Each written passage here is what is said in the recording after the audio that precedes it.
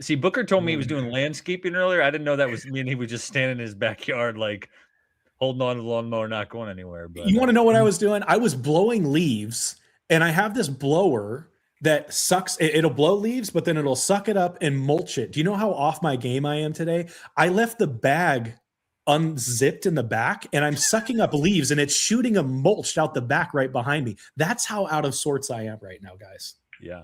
So there's that right there.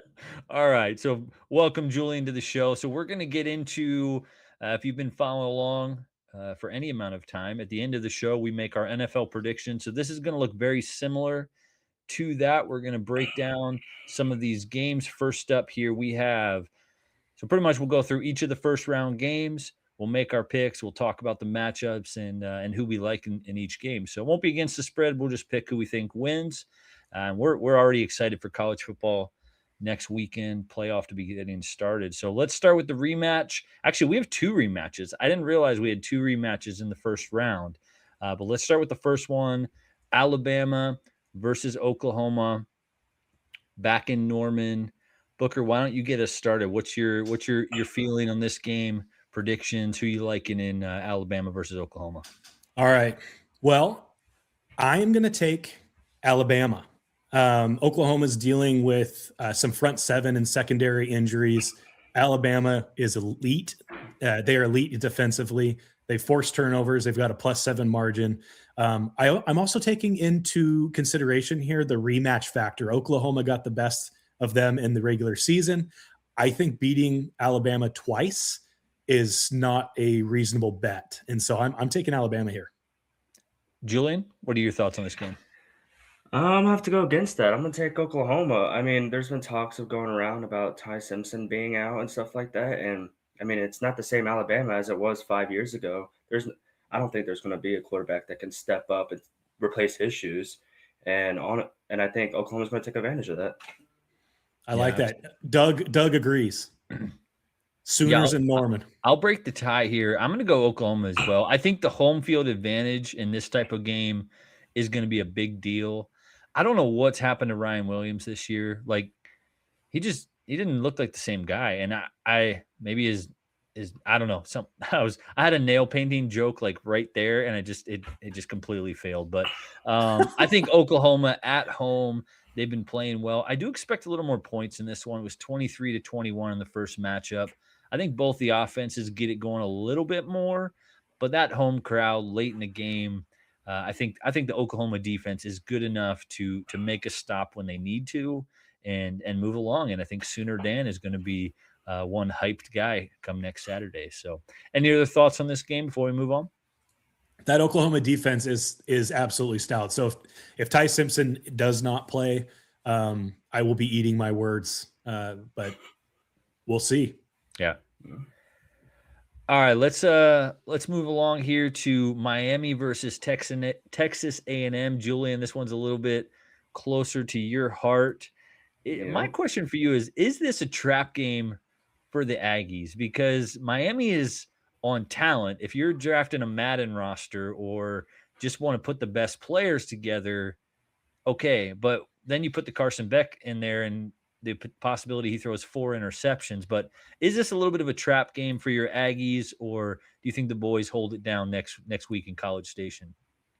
I mean, I've seen it firsthand all season. I mean, those boys go out and play. They work. And it's a big thanks of Coach Elko. I mean, there's just so much he's done for that team. And I believe that there's no such thing as a trap game when it comes to that type of A&M team right there.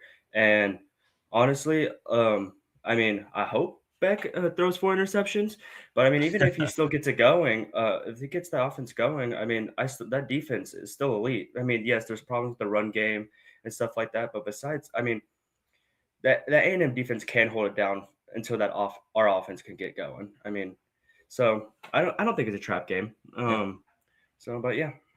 So you're taking Texas A&M. Of course. Got to go with the home cooking. Against the world, baby. So I thought this was an interesting thing. Both teams average over 32 points a game and over 440 yards of offense. So in my mind, there should be a lot of points scored, but I feel like this one could be the opposite of that first game. It might maybe these defenses show up to play a little bit more.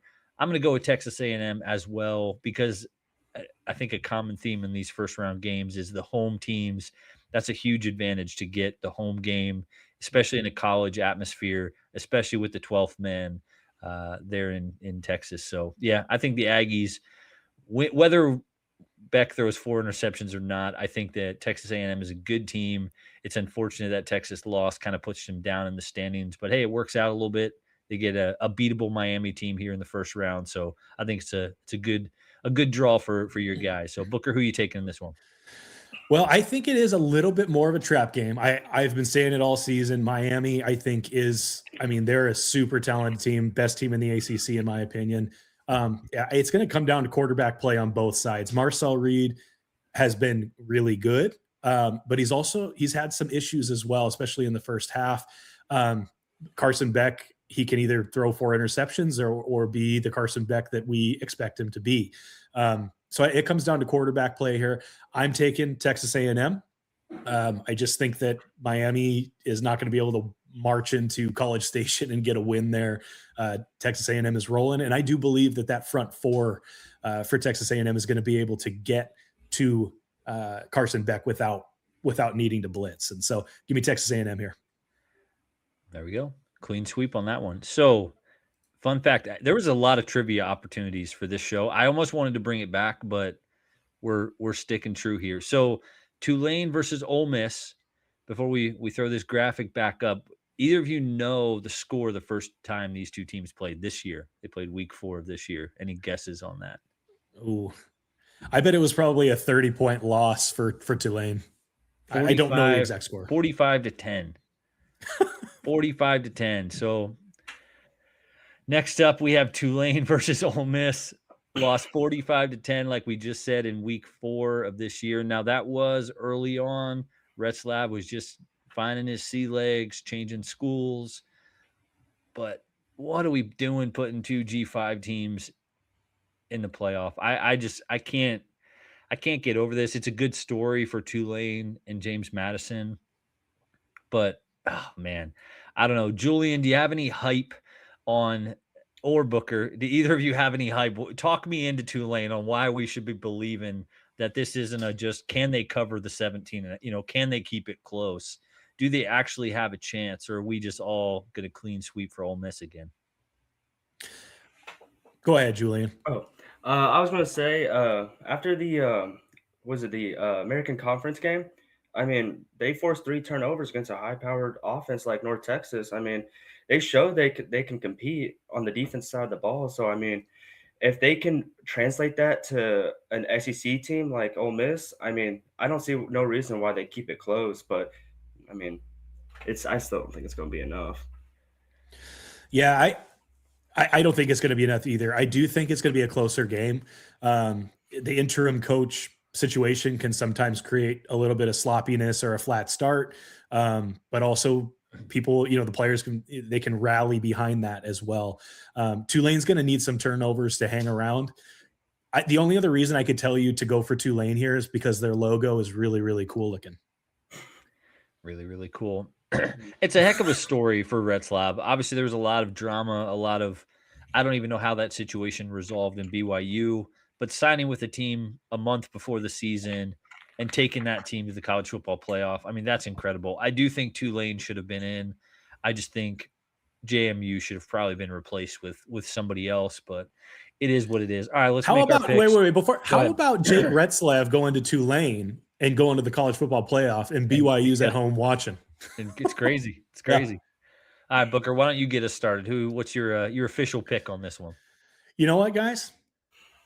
I'm going to be a wild man here.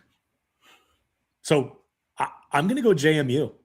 I think it's really I think it's really, really stupid. I just think JMU is just a fun team, and I'm not convinced that Oregon is a great team. I love Dan Lanning. Dante Moore, to me, has been a little up and down. They've got elite talent on both sides of the ball, but it kind of feels like a trap game to me. And JMU just seems like a solid, they might be a choo-choo train that goes 25 miles an hour, but it's going to go 25 miles an hour the entire time. It's going to plow through barriers. They're just consistent, man. So Yeah. I think the consistency, I think JMU's going in there and they're going to get the dub in Autzen Stadium, man. Can we, and that's my bad. I kind of set both things up there. Can we go ahead and make our picks official for Tulane versus Ole Miss? Put a button on that one, then we'll. But I like the hype for JMU. You got us rolling. I'm already excited for that one. But yeah, Give me Ole Miss. taking Ole Miss. Julian, who do you like in that one? I'm taking Ole Miss. See, if you guys would have really sold the Lane Kiffin hate, I probably would have been on the Tulane. Like, okay, they're going to just quit on their new coach and that. But yeah, I'm taking Ole Miss as well. So, all right. As Booker hinted at, we've got JMU going across country all the way to Autzen Stadium, Eugene, Oregon. I should have looked up the mileage between these two schools. It is quite the trek for, especially for a little school like JMU. Honestly, I was hoping the bracket would have shake out where if JMU won, they could have played Indiana. That would have been electric. Like to go back against Signetti in the second round. Like, give me some of that. I think Booker there. So you're taking JMU. Is that what we're hearing? We heard the ringing endorsement. I'm Final gonna take verdict. JMU. I do not think I probably look like a big idiot. I'm picking with my heart more so here than anything. I think that there's got to be one result this next weekend that we don't expect, and if I think the most likely one is JMU over Oregon. Yeah, Julian, who you taking this game? I mean, I'm gonna take Oregon. I mean, I find it pretty difficult for a group of 5 teams to translate it over to Big Ten, SEC, Big 12. I would have to take Oregon in this one. Yeah. Yeah, I think Oregon and Ole Miss both lucked out with their draw. Taking these two teams is for, I think, probably two of the weaker teams in. I mean, I don't think Oregon has really played like that Penn State loss or that Penn State win in hindsight doesn't look as good when they've fallen apart this year. Other than that, the only good team they played was Indiana, and they lost that game. However, you drew James Madison in the first round. So if they don't win this game, then like you said, Book, it is going to be you know, and we might get a surprise. I lean more Tulane could get that surprise because of Summerall coaching Retzlav, but yeah, hey, there's always a chance. But I'm going to take Oregon as well. Any other thoughts you guys have on these first round matchups before we do one final thing? I'm just excited I'm excited to wake up next Saturday and have some ball to watch. I'm not going to get the leaf blower out. No more leaf blower. I'm excited to wake up early, travel to College Station, and go cheer on my Aggies. So are you going? You're going to Yeah. the game? That's Yeah, what I'm talking let's do about. That's what I'm talking about. That's so cool, I have man. to. Love it. Yeah. Love it. So let's put this back up here. We hinted at it earlier in the show. Indiana has a real nice looking draw to the national championship. What are your guys' thoughts on the overall bracket? Do we agree with that? That wow, Indiana should pretty much, I think this first game against Alabama, Oklahoma, Texas Tech is no slouch, but if they get a Oklahoma, Oregon draw versus when you see on that other side, we've got Ohio State, Georgia, Texas A&M, and then a potential Miami. I mean, is it as lopsided as I'm thinking, or any other thoughts you guys have on this overall bracket this year? It does look lopsided to me. I think Oklahoma, Alabama are the main other than Indiana are the main teams on that side. Texas Tech is good, but I would take Indiana over Texas Tech any day of the week. Yeah, the other side of that bracket looks pretty stout. Yeah. Julian, any thoughts on the bracket? How do you like the Texas A&M draw? You're on the tough side of that draw, but can your Aggies make a run? Is the question?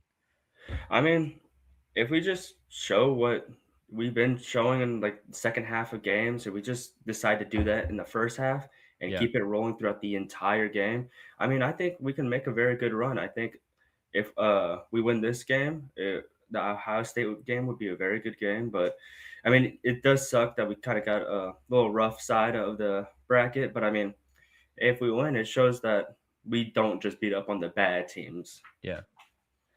I mean, I kind of like getting Ohio State before Georgia.